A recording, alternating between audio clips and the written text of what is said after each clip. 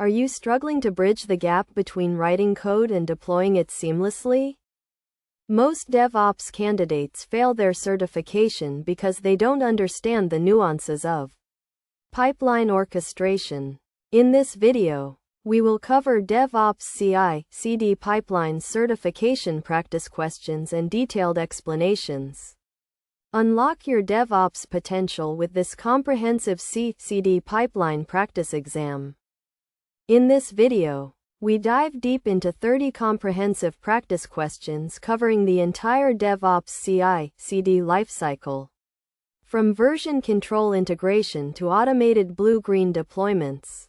Make sure to grab a notepad, pause the video before each answer, and see how many you can get right. Which of the following best describes the primary difference between continuous delivery and continuous deployment? Option A. Continuous delivery requires manual approval for production release, while continuous deployment is fully automated. Option B. Continuous delivery only involves building the code, while continuous deployment includes testing. Option C. Continuous deployment is for microservices, while continuous delivery is for monoliths. Option D. Continuous delivery happens on the developer's machine, while continuous deployment happens in the cloud.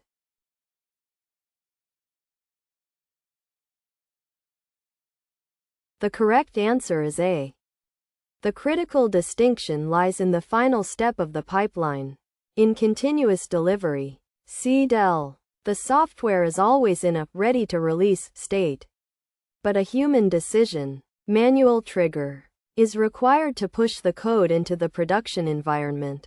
In continuous deployment, CDEP, every change that passes all stages of the automated pipeline is released to production automatically without human intervention. Both practices require automated testing and building, but the level of automation at the final release gate defines them.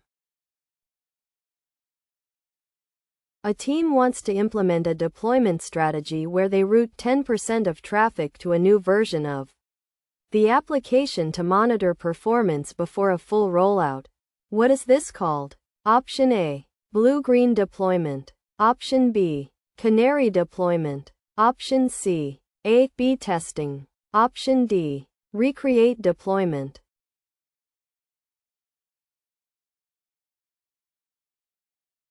The correct answer is B. A canary deployment involves rolling out a new version of an application to a small subset of users or servers, e.g., 5% or 10%, before making it available to the entire infrastructure. This allows DevOps teams to monitor logs, error rates, and performance metrics in a production environment with real users, minimizing the blast radius if a bug is discovered. Once verified, the traffic is gradually increased to 100%.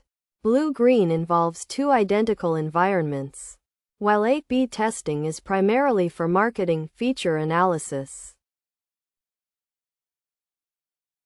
Why is it considered a best practice to build a binary artifact only once in a CI/CD pipeline? Option A. To save disk space on the build server. Option B. To ensure that the exact same code that was tested is the code that is deployed. Option C. To prevent developers from making late-stage changes to the source code. Option D. Because modern compilers are too slow to run multiple times.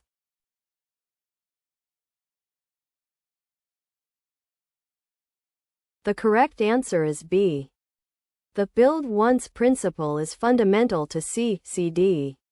By creating the artifact, like a Docker image or a jar file, at the beginning of the pipeline and promoting that specific artifact through test, staging, and production environments, you guarantee consistency. If you were to rebuild the code at each stage, there is a risk that different dependencies, compiler versions, or environmental variables might result in a binary that behaves differently than the one tested earlier, introducing Heisenbugs into production. in a Git-based workflow. Which strategy involves developers merging small, frequent updates to a main branch multiple times a day? Option A, Gitflow workflow. Option B, trunk-based development. Option C, forking workflow. Option D, feature branching.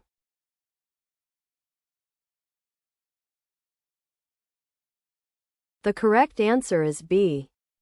Trunk-based development, TBD, is a key enabler of continuous integration. Developers collaborate on a single branch, the trunk, or mon, and perform small, frequent commits.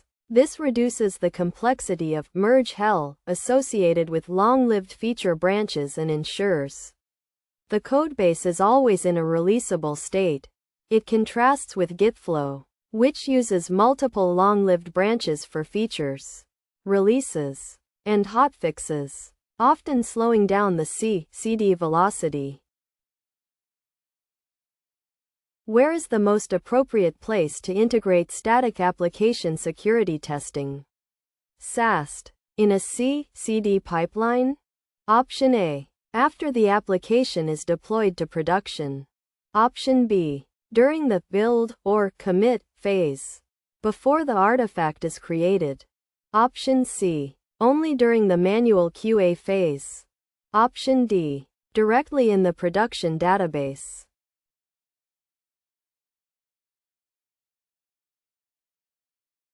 The correct answer is B. SAST should be integrated as early as possible in the SDLC, a concept known as shifting left. By placing SAST in the build-commit phase, the pipeline scans the source code for vulnerabilities, like SQL injection or hard-coded secrets, before it is even compiled into an artifact. This provides immediate feedback to the developer, making it cheaper and faster to fix security flaws compared to finding them in a running environment, which would require DAST. What is the main benefit of using idempotency in infrastructure as code, IAC, scripts for CI/CD? Option A, it ensures the script runs faster every time. Option B, it allows the script to be run multiple times without changing the result beyond the initial application. Option C, it encrypts the infrastructure secrets automatically. Option D, it translates YAML into Python code.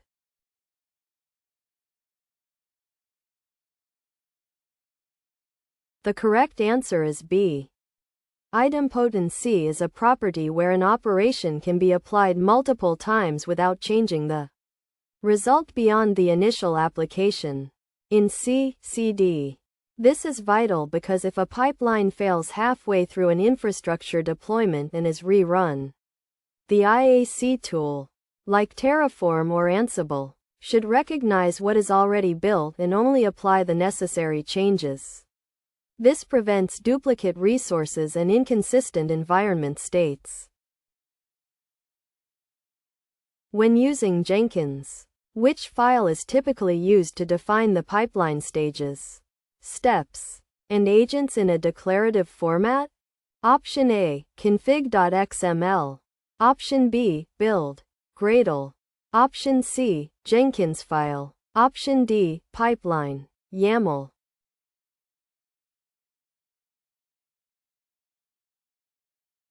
The correct answer is C.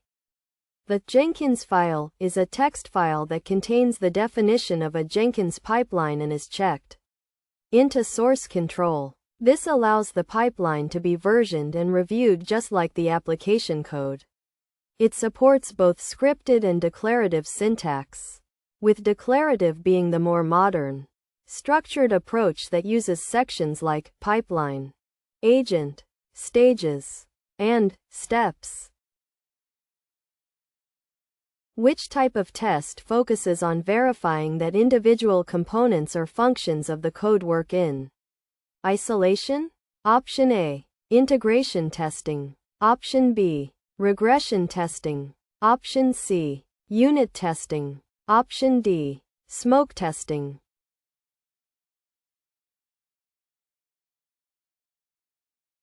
The correct answer is C. Unit testing is the first level of software testing where individual units or components of a software are tested. The purpose is to validate that each unit of the software code performs as expected. In a CI/CD pipeline, unit tests are usually the first set of tests executed because they are fast to run and provide immediate feedback to developers on the logic of their code. A team notices that their pipeline fails frequently due to flaky tests. What is the best approach to handle this? Option A. Delete the tests to keep the pipeline green. Option B. Quarantine the flaky tests and investigate their root cause while keeping the main pipeline stable. Option C. Ignore all test failures and proceed to deployment. Option D. Manually restart the pipeline until it passes by chance.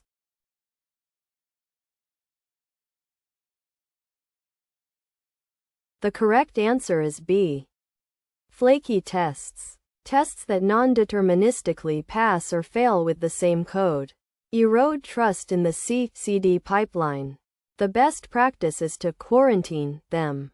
Move them to a separate suite that doesn't block the main build, so the team can investigate if the flakiness is due to race conditions, environment issues, or bad test logic. Deleting them loses coverage, and ignoring failures defeats the purpose of C. In a blue-green deployment, what happens to the blue environment once the green environment is fully verified and taking 100% of the traffic? Option A. It is immediately deleted to save costs. Option B. It is kept for a period as a rollback target in case the green environment fails. Option C. It is merged into the green environment. Option D. It becomes the new development environment.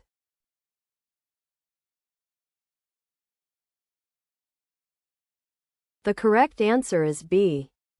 The blue environment represents the old version, and green represents the new version. After the traffic switch, the blue environment is typically kept idle for a specific duration. This provides a safety net. If a critical bug is found in the green environment, the new production, the load balancer can instantly route traffic back to the blue environment, achieving a near-zero downtime rollback. How does Docker facilitate the build once, run anywhere principle in CI/CD? Option A. By automatically rewriting code for different operating systems. Option B. By packaging the application and its dependencies into a single, immutable image. Option C. By reducing the size of the source code files. Option D. By providing a web-based IDE for all developers.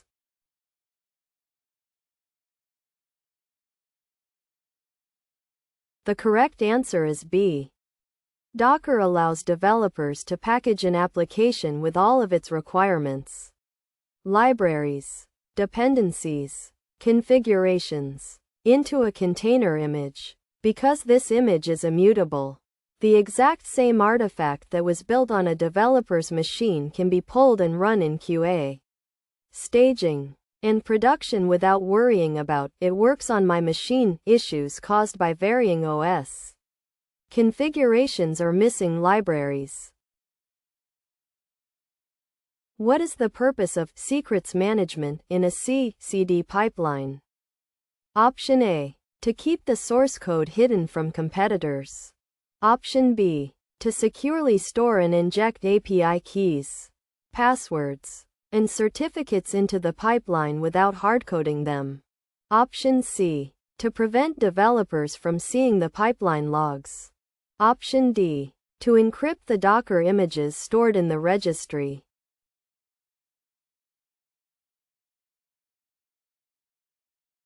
The correct answer is B. Pipelines often need access to sensitive information, e.g., AWS keys, database passwords, to perform deployments. Hardcoding these in the Jenkins file or YAML is a major security risk. Secrets management tools, like HashiCorp Vault, AWS Secrets Manager, or GitHub Secrets, allow the pipeline to dynamically fetch these credentials at runtime, ensuring they are encrypted at rest and masked in logs. What is lead time for changes in the context of DevOps DORA metrics? Option A. The time it takes to write the code. Option B. The amount of time it takes a commit to get into production. Option C. The time between a server crash and its recovery. Option D. The time spent in meetings before a project starts.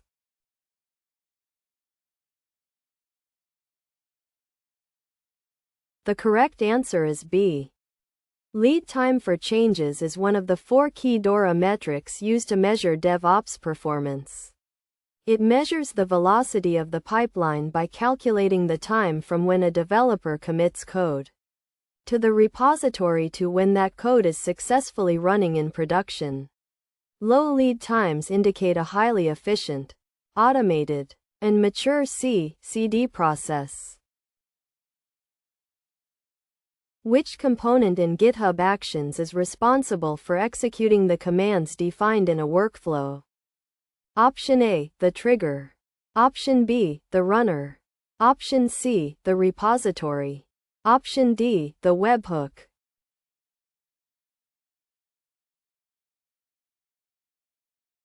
The correct answer is B. In GitHub Actions, the runner is the application that runs a job from a GitHub Actions workflow file. It can be hosted by GitHub, GitHub hosted runners, or hosted by the user. Self-hosted runners. The runner listens for available jobs, runs the steps defined in the job, and reports the progress and results back to GitHub. What is the primary goal of GitOps? Option A. To use Git only for storing documentation. Option B. To use Git as the single source of truth for infrastructure and application state. Option C. To replace Jenkins with Git commands. Option D. To ensure every developer has admin access to the Git server.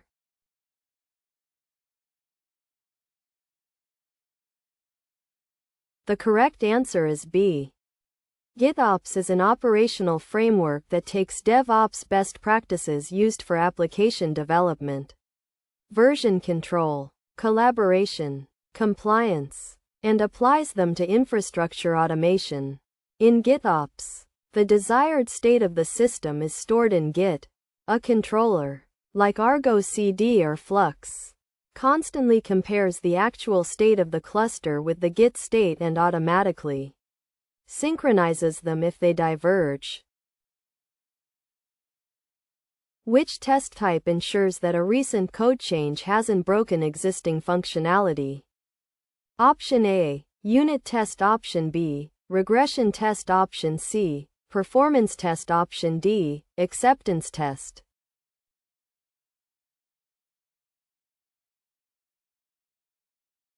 The correct answer is B. Regression testing involves rerunning functional and non-functional tests to ensure that previously developed and tested software still performs after a change. In CI/CD, automated regression suites are critical because the high frequency of changes increases the risk of breaking old features while adding new ones. What is the role of a container registry in a CI/CD pipeline? Option A. To compile source code into binaries. Option B. To store and distribute container images, like Docker images. Option C. To act as a load balancer for web traffic. Option D. To monitor the CPU usage of containers.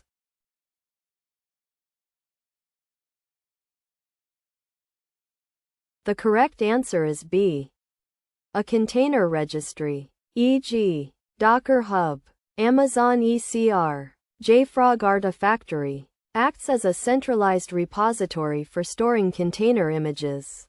In a pipeline, the build stage pushes an image to the registry, and the deploy stage pulls that same image to run it in an environment. This ensures that the deployment environment uses the verified artifact from the build stage. What is the fail fast principle in C/CD? Option A. Designing the pipeline to fail as soon as an error is detected to provide quick feedback. Option B. Deploying code quickly even if it contains errors. Option C. Ignoring failures to speed up the delivery process. Option D. Failing a project if it takes too long to complete.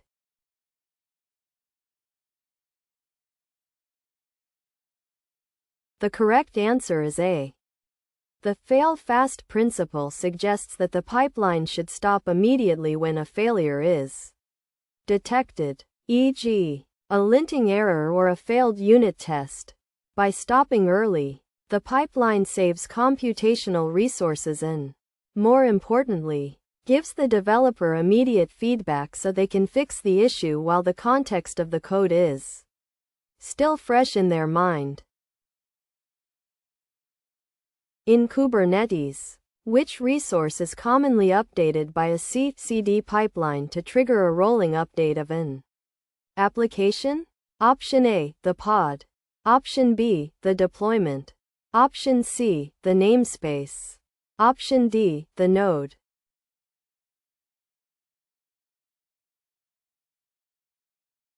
The correct answer is B. The deployment object in Kubernetes manages a set of identical pods. When a C/CD pipeline updates the image tag in the deployment manifest, e.g., from v1 to version 2, Kubernetes automatically triggers a rolling update, creating new pods with the new version and terminating the old ones gradually to ensure zero downtime. What does DAST stand for and when is it typically executed? Option A. Data Access Security Tool, during database migration. Option B. Dynamic Application Security Testing, against a running application. Option C. Direct Artifact Signing Tool, after the build phase. Option D. Detailed Analysis of Source Traces, during code review.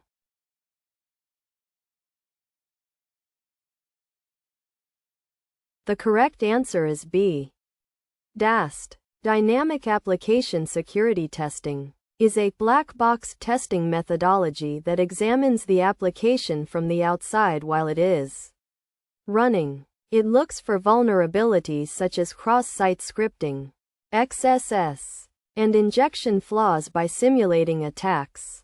In C/CD, DAST is usually performed in a staging or QA environment after the application has been deployed. Which of the following is an example of a trigger in a C/CD pipeline?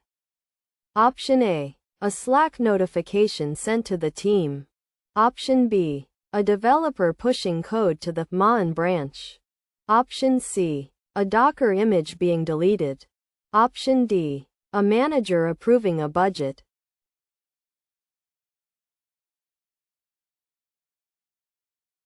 The correct answer is B. A trigger is an event that initiates the execution of a pipeline.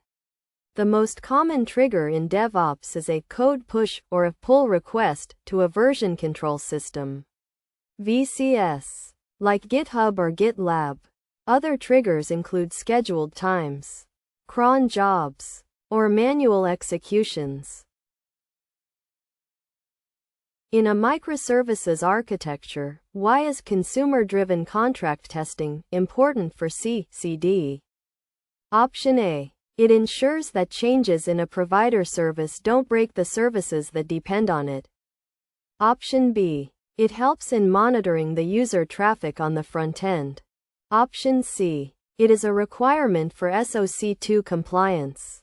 Option D. It replaces the need for unit testing.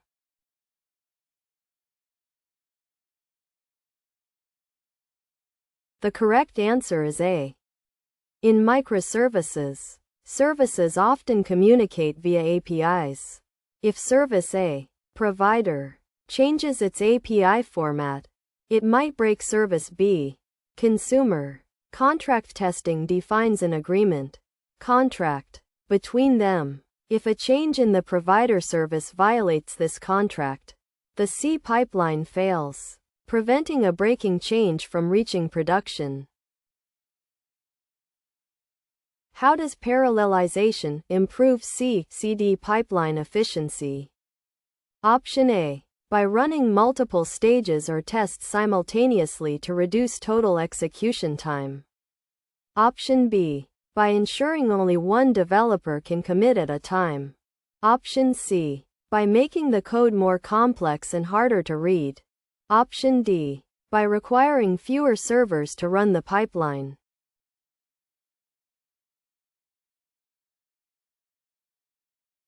The correct answer is A.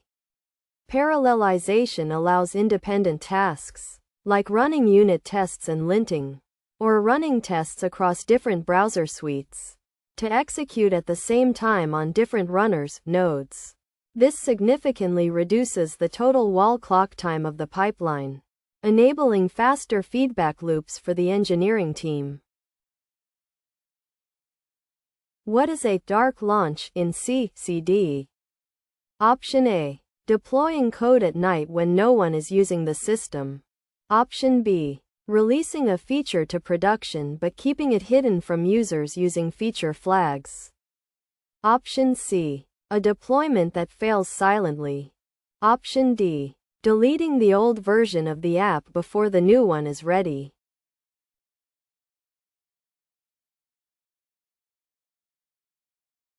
The correct answer is B. Dark launching is a practice where code is deployed to the production environment but is not activated or visible to the end users. This is usually achieved through feature flags or feature toggles. It allows teams to test the performance and stability of the new code in production without affecting the user experience before flipping the switch. What is semantic versioning, SEM-ver? Option A. A way to name variables in the code. Option B. A versioning scheme using a three-part number, major, minor, patch, to signal the scope of changes. Option C. The process of naming branches in Git. Option D. A security protocol for encrypting artifacts.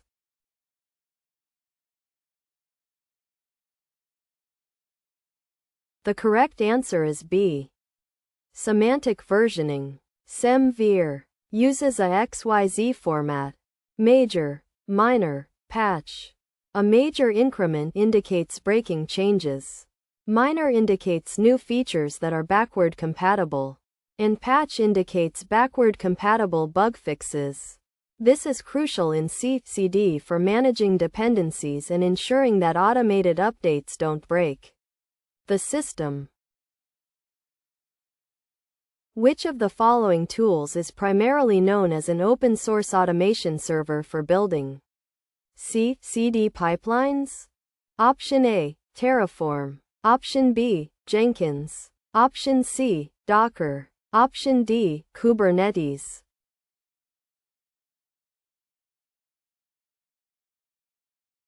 The correct answer is B. Jenkins is the most widely used open-source automation server. It provides hundreds of plugins to support building, deploying, and automating any project, while Terraform is for IAC, Docker is for containerization, and Kubernetes is for orchestration. Jenkins acts as the glue that orchestrates the entire workflow. What is the primary risk of continuous deployment?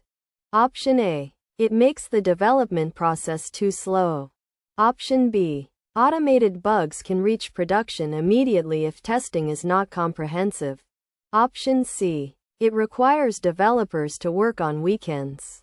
Option D. It prevents the use of cloud infrastructure.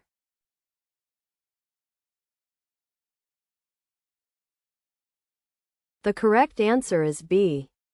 Since continuous deployment automates the entire path from commit to production, the biggest risk is that a faulty piece of code passes through a weak test suite and impacts live users. This is why continuous deployment requires a high level of testing maturity, including unit, integration, smoke, and regression tests, along with robust monitoring and automated rollback capabilities. In GitLab CI, what is the name of the file used to define the pipeline? Option A, GitLab.c.iml. Option B, Jenkins file. Option C, Actions, YAML. Option D, buildspec.iml.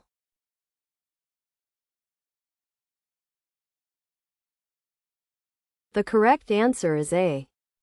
GitLab CI CD uses a file called GitLabc.iml, located in the root of the repository to configure the pipeline. This YAML file defines the stages, e.g., build, test, deploy, the scripts to be executed, and the conditions under which the pipeline should run.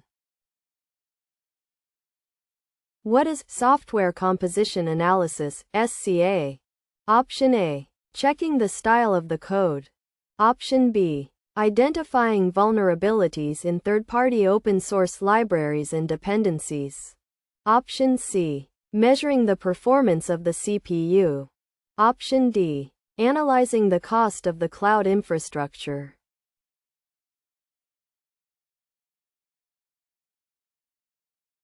The correct answer is B.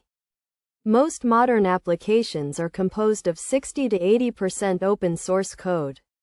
SCA tools scan the application's dependencies, e.g., packages listed in package, JSON or pom.xml, to identify known vulnerabilities, CVEs, and licensing issues. Integrating SCA into the CI/CD pipeline prevents the use of compromised libraries. Which DORA metric measures how often a code change results in a failure in production? Option A, deployment frequency. Option B, change failure rate. Option C, mean time to recovery. Option D, lead time for changes.